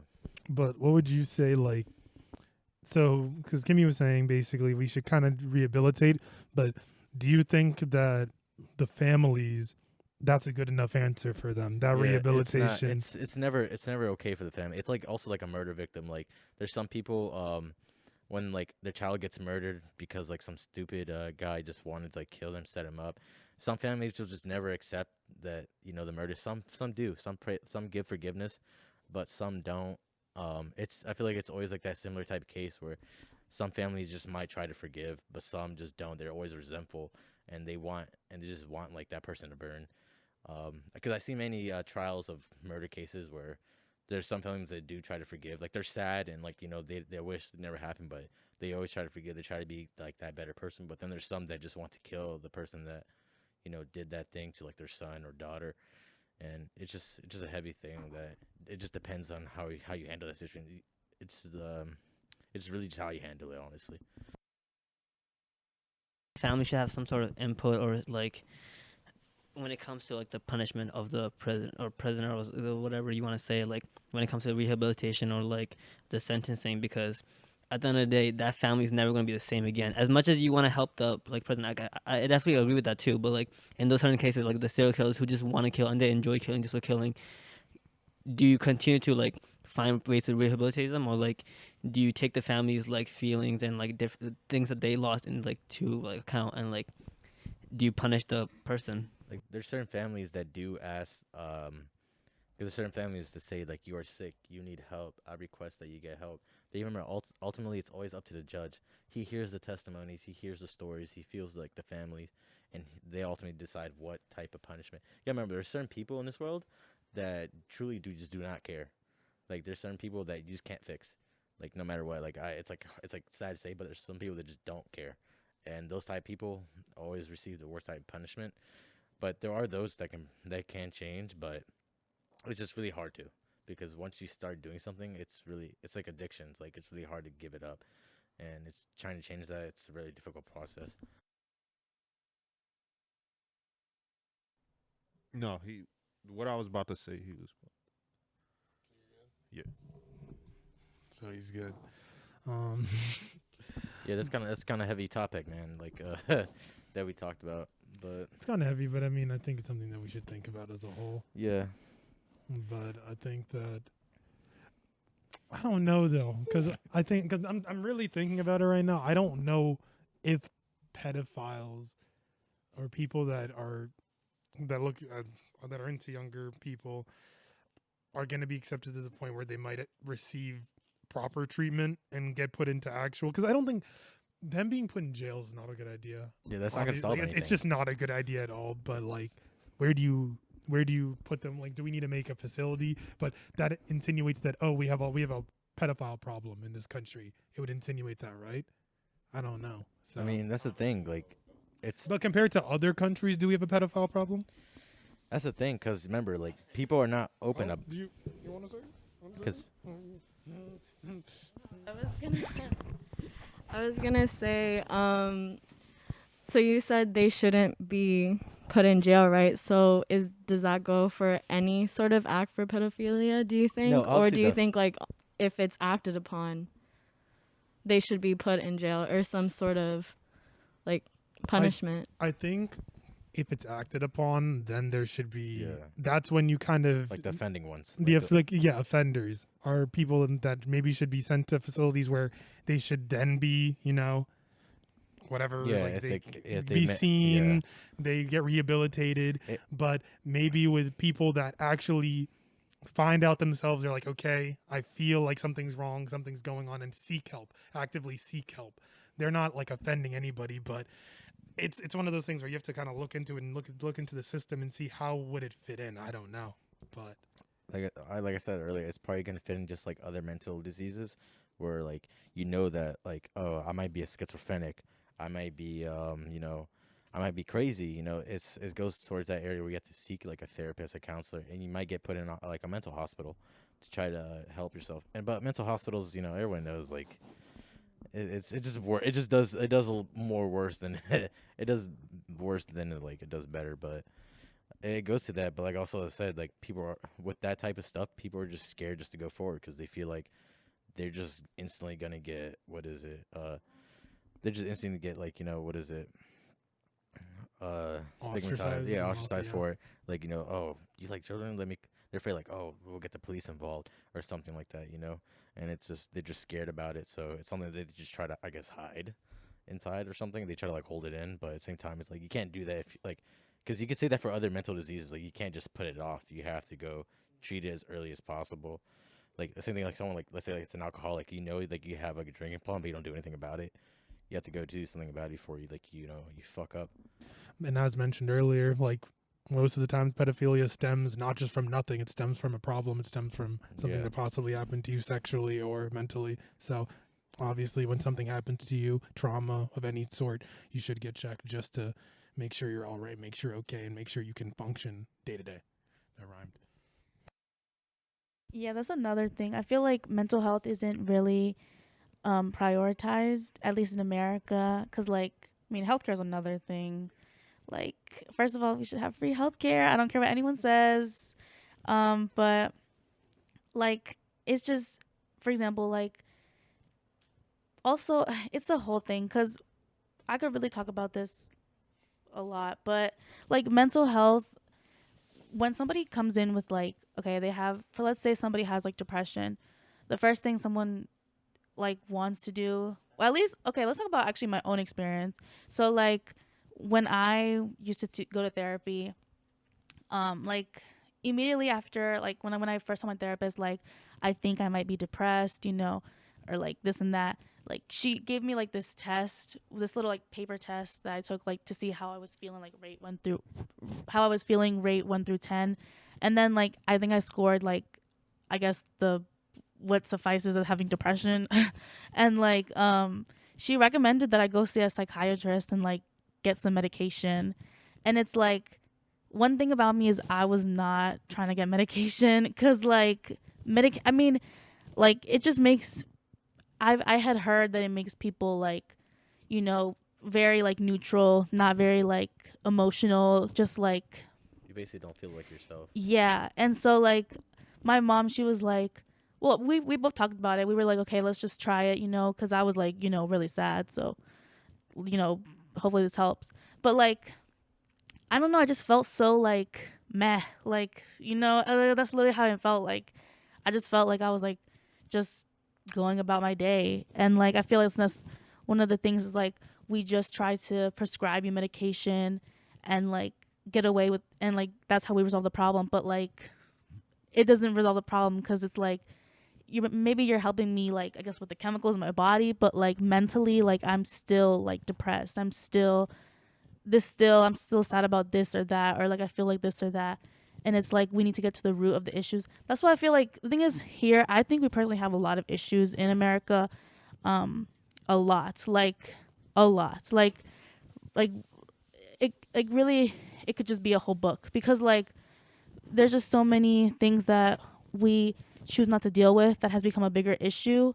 And like it could be not an issue if we actually, first of all, acknowledged it, and second of all, did something about it. But like the society that we live in is very we just are very, we just have so many conflicting views, so many different types of, you know, ideologies, different types of opinions, so and so. And then we have like, you know, the Constitution and stuff. And so it's just like everything has become so politicized as well. And like I could go about this all day, but like it's just back to mental health. Like it should be a priority, but like it's just not, sadly, in this society.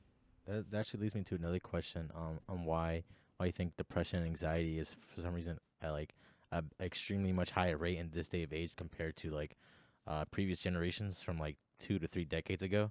Why it's like it wasn't really that much of a big deal, but now it's like almost a majority of students have that. I just want to know, like, what do you guys think is the cause of that? I think kind of like as I said last week, kind of the stresses that we deal with nowadays are just a lot different. I mean, I'm not trying to discount anything that our parents' generation did. I'm not going to discount that because my parents are foreigners. Like most of your parents are all foreigners, but my parents worked for what they got and they got it, you know. But I don't think they ever. I talked to my mom and dad about mental health, and they always just say like, "We just did it. We just did it. We just did it." They never think about how they feel mentally. They never think about how, like, I remember when my mom's mom died. She cried for a day, and then that was it. That was all she did because she was like, "I loved my mom. I know this. I know that," and so it's fine. They deal with their problems a lot differently, I guess. I guess both my parents are very stoic people, so they kind of just deal with their problems and then it's the next day. It's you know what I'm saying? Yeah, because they know it's like this is reality. This is what we have to deal with. Exactly. So I mean, I don't know. I feel the same way. Like, yeah. like I'll get sad for a day, but the next day is, I gotta keep pushing. Like life keeps moving. Like, I don't have to stop. Yeah, and just to piggyback on that, I feel like this generation especially is all about breaking generational curses that our parents have brought. And like that's why mental health is such a big thing, especially for this generation. Like we're surrounded by it. Let's talk about our emotions. Let's break the habits that our parents had. That way we don't bring that into our own children. So, and honestly, yeah, like our parents didn't talk about their feelings because it was such a taboo. They were thought of as like weak, but to us, it's not weak. It makes us stronger. So I think that's why, like, I guess our parents were the way they were because, they grew up in war, they grew up in famine, like the Great Depression, all that stuff. So, yeah. Also, there was like a link because obviously everyone has like same mental issues, but women and men sometimes face like little different things. They might be similar, but there's some things that that women have to face, and then some things that men have to face differently. And also, I think it brought to me like when the internet started becoming popular, and when social media started popping off around like the late 2000s, early 10s, depression, anxiety started boosting against young children or young teens. I think the idea was that consistently seeing all this new information, seeing people more like, because you can imagine being a young teen, you're very impressionable. You have a lot of insecurities, so you can imagine being like a 12-year-old and then seeing like some, I guess it's like with TikTok too, you see some like pretty girl or some like good-looking guy with 1 million followers and they're just doing all this, and you feel like shit because you don't look like it, you don't fit that standard. And I feel like that, and that's the same thing with other things like young adults too. They see like, oh, this guy's the same age as me, but he's in like eating dinners in like Paris and like flying private jets. Why am I not doing that? It's like, what did I do wrong? And I feel like that also like that basically boosts what they already feeling into like a worse situation that they're already in. And I think that's just something that like social media addiction honestly like contributes a lot to what depression and anxiety that a lot of young people have. And that's why like that's the reason why I don't use it much. It's not because like I feel bad about people. It's just because I feel like it's just like a waste of time, and it just like takes energy that I could be putting towards something else. And that kind of makes me feel like shit because it's like, because I seen people actually seen like my sister once on TikTok for 3 hours, like just 3 hours just on TikTok, and it's like you wasted 3 hours of your fucking life just like scrolling up, and I noticed it throughout time. I wasn't just watching it, sitting there, like I was doing things, but I just noticed like every like minute still in that same position doing this, hearing that shit in the background. It's like, what are you doing? And then you're cooped up in your room all day. It's like no wonder you feel like shit because it's like in those 3 and it's like go for a walk. It's like a nice day, just like literally just go for a walk, soak up the sun, get that vitamin D, like do something like I don't know, draw or some shit. Like just continually just looking at a screen all day, it's just not gonna help. And just not engaging with anybody and just sitting in a room all day, it just makes it worse. I mean, that's just how I personally like view it. Yeah, I used to be really like obsessed with social media like back in high school. Feel like I was like addicted to my phone. Like when my mom tried to take away my mom had to take away my phone. Like she took away my phone every night. Like, and I would try to sneak it and like get it, and like I was just so addicted to my phone, like just texting and like going on the apps that they had and stuff. I feel like that's when Instagram really came like popular because it had just came out. But like now I'm like, oh, like social media is there, but I try to like really limit myself. Like I feel like I really just will go on there to like maybe browse sometimes, post something, and then go about my day. But like I really only like text people who I like really talk to. You know what I mean? Like I feel like social media. I don't get a text. What do you mean? You leave me on red on Snapchat, boy.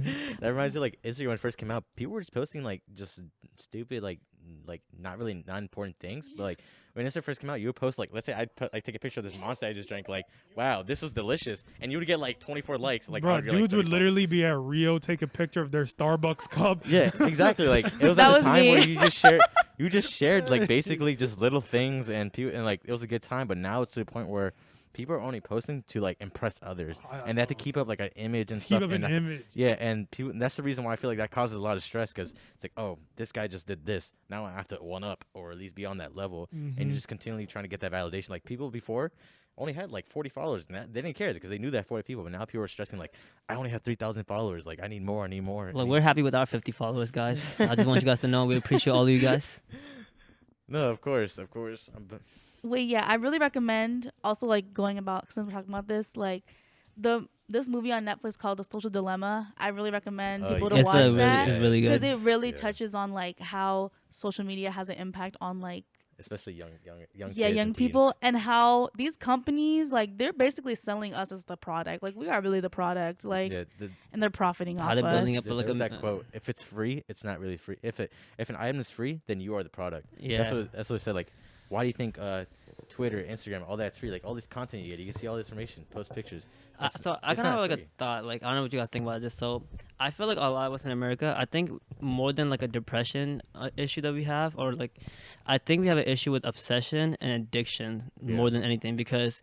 I was listening to Dr. Phil and on what's it called? I forgot what the article was or what the like thing was, but like he talked about like how how we talk about depression more, Yeah. but some of the cases haven't risen up too high to the point where like how everyone we always think everyone's depressed, but a lot of us self-diagnose a lot of times too. Yeah, I would say, That's and also an issue. Yeah. me and Kurt have talked about this before because like a lot of people you will say, "Oh, I'm depressed," but like sometimes they're just sad about certain things, and like They we can haven't say really been taught and given the tools to really like express that sadness. express that sadness, but really deal with it properly.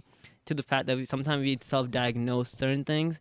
I do think depression is an issue. Don't get me wrong, Yeah. but I think anxiety disorders, addiction, and obsessions are more of an issue when it comes to like seriousness than depression and the number wise, It's like percentages wise. Because even I was looking at it right now, like a lot of states, like this is a lot, but like it's less than 30 to 29%, like it's less than 30%, 29%, and some states are less, majority states are less than 25% cases wise, like depression wise. And a lot of us, I think we have in a friend groups, we talk to each other, and like sometimes we like lose meanings of certain words. So we'll just throw the word depression out, I'm depressed and this and that, but it really might not be that. And if once you surround yourself with a lot of people like that, you think, oh, everyone's depressed, but then that might be a small like group of people who are saying that. But since that's your whole friend group, that's your whole like environment, that's your whole world right there, you might think there's a lot more higher numbers of that when it's really not, in a sense. Yeah, I mean that's a good point, but I also think some people don't have like access to like proper mental health care. Like I mean I know some people who like are who definitely would benefit off like therapy and like other things, but like they literally cannot afford it, and so like they don't get the proper you know help they need.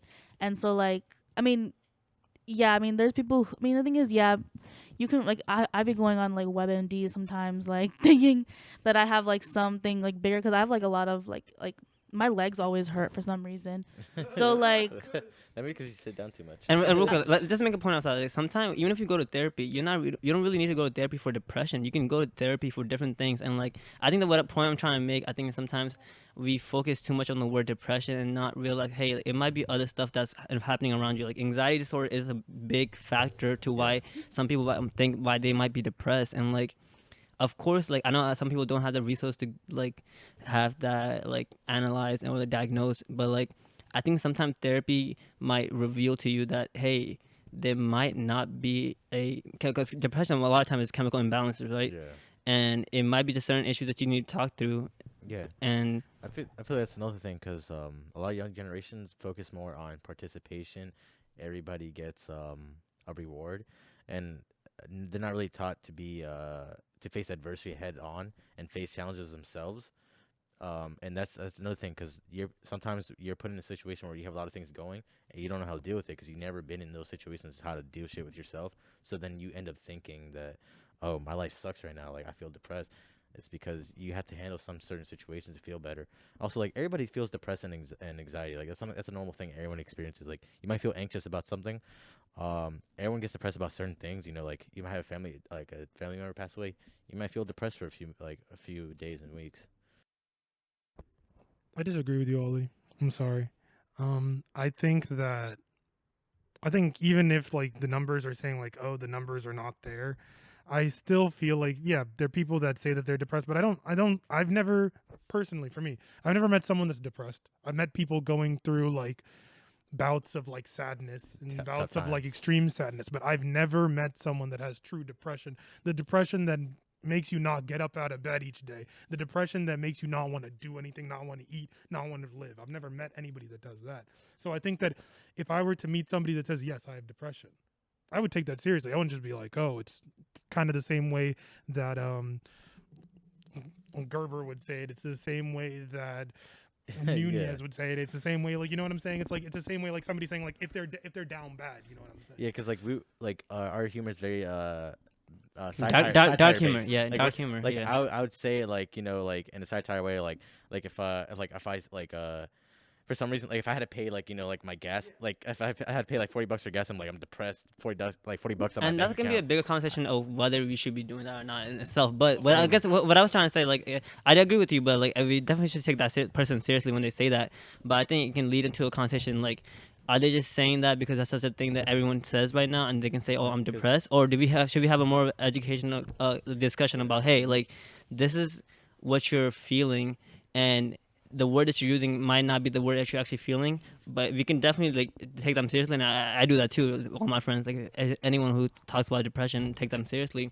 But I think it kind of goes back to the education thing. We need to push further for the education when it comes to mental illnesses, just like depression, anxiety disorders, because a lot of it does stem from the anxiety disorders. You know. That reminds me because it's like schools have school counselors, but whenever you try to go up to them, there's a reason why no one likes school. Some counselors are cool, but when you go up to them and try to explain your issues, the first thing they do is just call your parents. I feel like schools just to have dedicated counselors that like are um what is it, are private. Yeah, and I think going off that, we should have like therapists and like all that stuff also in like younger kids as well, because like I really think um things start from like an early age, so like we can like prevent that.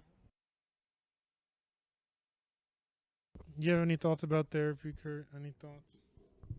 Yeah, like I don't really know, cause I don't want to sound like Ali and like Bill said. Like I can honestly say like I don't know what it feels like to be depressed, so I can never really I can I can never I'm not going to try to say, oh, I understand what you're going through, because I don't. But just like my friends know if they're depressed, they can like talk to me. I'm there to listen, or like if you need me to go get something for you because you don't feel like getting up, I'll be that friend to help you out with that. But like I can't sit here and be like, oh, I know what you. All I can do is pray for you. That's what like I can do. So I can't be like I understand depression or what you're going through and all of that. I ain't going I ain't going to sugarcoat the shit, and like you understand where I'm coming from. Yeah, and I think that's really like the best thing you can do, like just be there to support them. Like that's really the most important thing that someone should do, because the thing is, if you don't have any experience with depression or like a mental illness, like you're not going to understand. So it's really also important to like, what I've learned is really to watch what you say also, because like for example, like if someone like loses a loved one, like you do not want to say I'm sorry for your loss, bro. Do not tell me that. I will literally slap you in the face. Like it's just very insensitive, and I feel like that's just an example. I'm not saying like y'all do that, but like going back to what I was saying, like if someone is, expressed that they're depressed, or you feel like they're sad, or so and so, like that's the best thing, to just be there and support, like what you said, Kurt, like get them something, like if they don't feel like they have the energy to, like, and it's just like being that person that they can like vent to, because sometimes they also just need someone to vent to, like, or just someone to sit with them in silence. So it's like just being that person that they can like trust and like feel comfortable enough to like open themselves with, like that's also another really important thing to that you can at least give at that given moment. And like one thing I was really gonna say, like, yeah, no matter what you're feeling or what you're going through right now, definitely try to find a safe spot that you can like talk to somebody and like safe like environment where you can talk to some people. But also like when it comes to venting, make sure if that person okay is able to listen to you, if that person is like emotionally or mentally like stable or that available in that moment. Because sometimes I have seen people like just start venting and like going to people, and then that person is not emotionally like stable or mentally stable, you know, at that moment, or they might not be able to date them properly. So also just be considerate about everyone's feelings, because we all think of ourselves, of course. Everyone's selfish to a certain extent, but we also need to think about the other people that we're going to and affecting. And like when it comes to like the I'm sorry for your loss, it's such a I don't think it's an insensitive thing. I think it's intent based. So if I have the right intention, And it's normalized. I feel like we grew up like at a young age. You hear people like saying that. So like You kind of just. I feel like you kind of have to put yourself in their shoes, though. I mean, like if, for instance, one of your loved ones died. I would see that's the thing. When When it comes to sympathizing, empathy, when it comes, Yeah. yeah, I guess it'll be you different. know what I'm saying? So like, of course, no matter what, you have to be careful what you say to people, but then also, you have to also understand some things you might say to them, they might just not like at that moment because how they're feeling, and at the end of the day, they might understand later on. Hey, like this person was just saying, like I'm trying to be there for you, and because I do truly do feel bad for you that you lost somebody, and like it's not me being insensitive, it's just me not probably know maybe not know what the right thing to say is. And sometimes I'll be say, hey, I don't know what to really say, but I'm really sorry for your loss, I'm here for you, and stuff like that. I'll say stuff like that, you know. Yeah, I think something that I've learned that I wanted, like after like, cause the only real loss I've had was my grandpa. So that was like something. Oh, and my dog, but but I think something that you can say instead of like saying I'm sorry for your loss is like, what can I do to support you at like this given moment? Like, is there anything I can do at the given moment to support you? Like, I think really just acknowledging like that you're there for them. Because the thing is like, also if you say like, oh, I'm here if you need anything, like they might not know what they need, or like they might not feel like you can actually do whatever they need for them at that given moment. Like if it's something like, you know, like it could be a variety of things, but like really just, at least from my own experience, like I really learned that like what you say, like vocabulary, and like just really knowing, like really reading off like body language and just like the vibe of the, you know, the environment and all that stuff. Like you really gotta be careful with what you say, because I mean, yeah, the thing is like when you lose someone, like sometimes everything that they say is gonna piss you off or make you sad or something. But like I remember like when my grandpa died, at least like I literally did not want to talk to anyone. Like I was so sad, and like I couldn't even like properly like cry because I was like in my like dorm and I lived with two other people, so I was like can't even like, you know, cry, like go to the bathroom.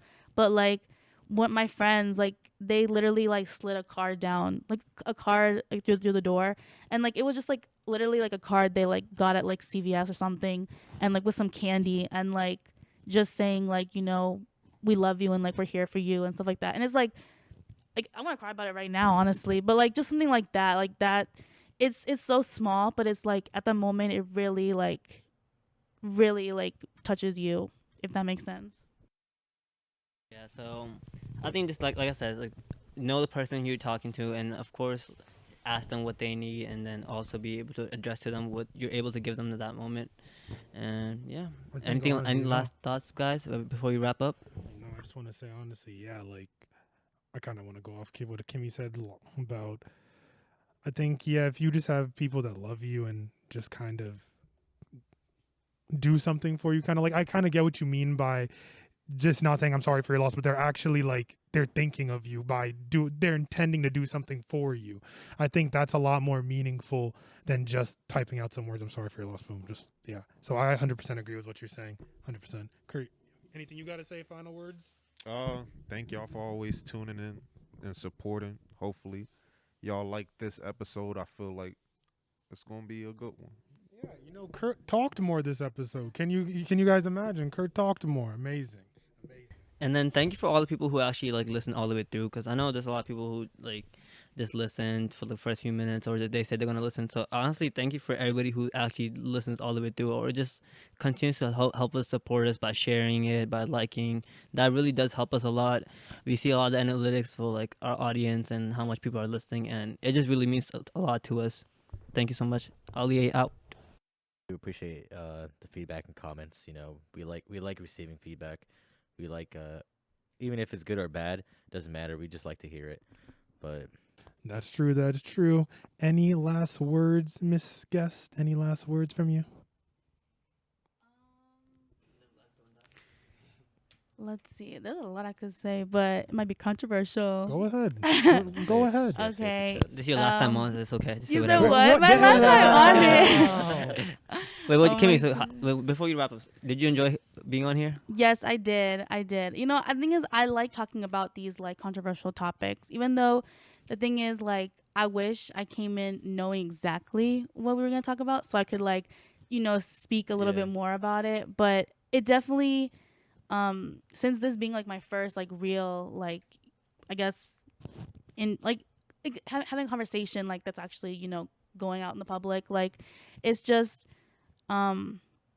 it's just nice to talk about with people about these different topics that like might be controversial, that people might have different opinions on, and like seeing like other people's sides and like what other people think. Because like, for example, when we're talking about like pedophilia, like you talking about how like the victims' families are also important, like that's something that is like 100% valid, and like that should be something that's considered like in these conversations going on. But see, like because example, like I wouldn't have thought of that, you know, like, I mean, I would have thought of it, but oh my god, I'm about to be canceled. But Last episode we canceled Gunson. This episode we're gonna cancel no, Kimmy. please, Kimberly. I do not support pedophilia. I do not. But all right, but yeah, it was really nice to be here, and I hope to come back soon. But thank you so much, guys, for having me. Wow. We hope to have you soon too. Contrary to all these words, be nice. Be Yeah, he's a nice. hater. He is a hater. He is a hater. But thank you, Kimmy, again for coming on. We really appreciate it. And again, guys, thank you guys for listening. We appreciate it. To the people that listened to the end, as Ollie said, we appreciate it. We really do. It's always nice to see the analytics and see the percentage of people that listen through an hour, 2 hours. It's always great. Share the episode with your friends if you can. Comment if you can. And we hope to see you guys in 2 weeks. We are out, guys. Have a good one. Bye.